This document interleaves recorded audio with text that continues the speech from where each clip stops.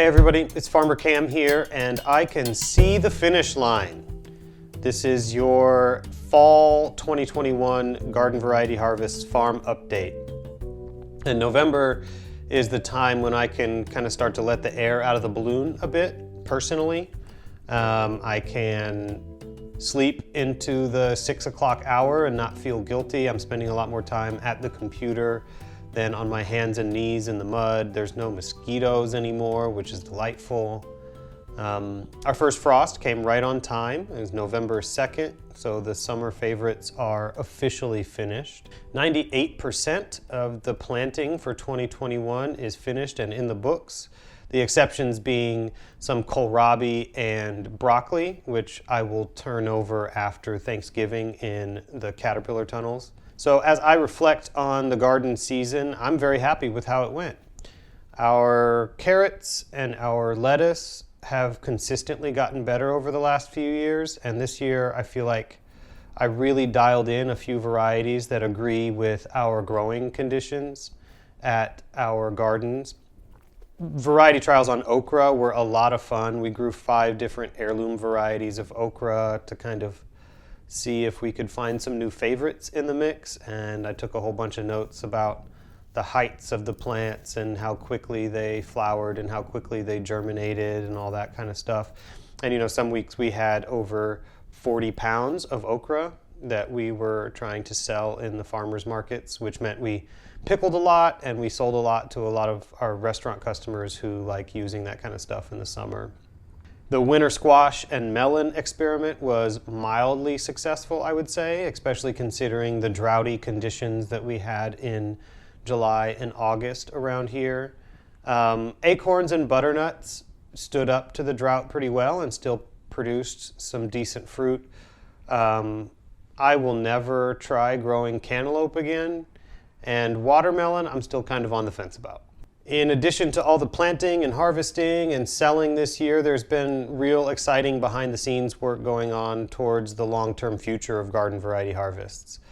In partnership with the Agrarian Commons and a few other people and institutions, it does appear that we've found the property that will serve as our future farm headquarters, and it's right here in Roanoke City. We're still on the due diligence phases there, and once the ink is dry, I'll be happy and excited to share all the details of that move and how you can support the farm expansion as we move forward. I would like to conclude today's farm update with a little bit of light ranting, you may call it. There's a news story lately that's getting a whole lot of coverage that I find very annoying. Cue the tape. Inflation is your uninvited guest for the holidays this year. Supply chain issues along with labor shortages. So let's just hope, for the sake of the kids who have been good all year, that Biden's broken supply chain problems don't extend all the way to the North Pole. The shortages that we're seeing in one area of global supply are manifesting themselves in other areas, including what we're seeing happening now in food. Potato prices up 3.5%, biscuits up 4%. That's just since last year. Mixed vegetables up almost 4%. Those apples to make your signature pie up nearly 8%. He says it will stretch into next year, and it's quite possible that we have not seen the worst of it yet. So the advice here is to shop early and shop smart. Back to you. So why do supply chain doomsday news stories annoy me so much? It's hard to just pick one reason, but I think it starts with the incredulity with which the story is conveyed. Like, really, you can't believe that this is happening? There's a common turn of phrase, it's like trying to turn the Titanic, right? And people say that about processes which are big and bulky and not very agile and difficult to maneuver. A container ship weighs 3 times as much as the Titanic did. And the global supply chain has something like 50,000 or so container ships in this international network.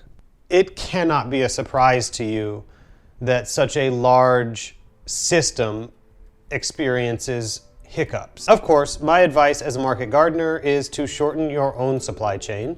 Buy your ingredients for Thanksgiving at the farmer's market instead of at the grocery store. You will find me at our Thanksgiving market this Saturday in Grandin Village from 10 o'clock until 1. Do your holiday gift shopping at local craft fairs and with local merchants. Buy your books at Book No Further instead of Amazon. You're likely to find a more enjoyable shopping experience and more thoughtful items when you source your gifts more intentionally, and all your local small business owners will be way better for it. That's it. The rant is over. Happy Thanksgiving, y'all.